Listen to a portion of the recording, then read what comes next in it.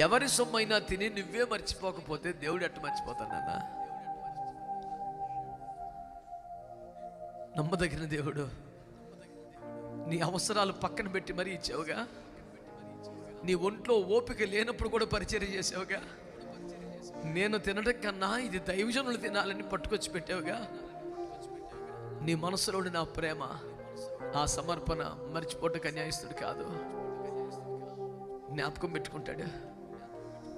ఆయన ఒక్కసారి జ్ఞాపకం చేసుకుంటే 400 సంవత్సరాలు బానిసత్వం తీరిపోయింది. ఒక్కసారి జ్ఞాపకం చేసుకుంటే హిజ్కియాకి ఆయుష్ పొడిగింది. ఒక్కసారి జ్ఞాపకం చేసుకుంటే శాంసన్ కోల్పోయిన బలం మరలా వచ్చేసింది. నిన్ను జ్ఞాపకం చేసుకుంటే స్వస్థత రాదా? జ్ఞాపకం చేసుకుంటే ఆరోగ్యం రాదా? జ్ఞాపకం చేసుకుంటే ఆయుష్ రాదా? జ్ఞాపకం చేసుకుంటే నీ డబ్బు తిరిగి రాదా? జ్ఞాపకం చేసుకుంటే ఏమి రాదు. ఒక్కసారి జ్ఞాపకం చేసుకో ప్రభు.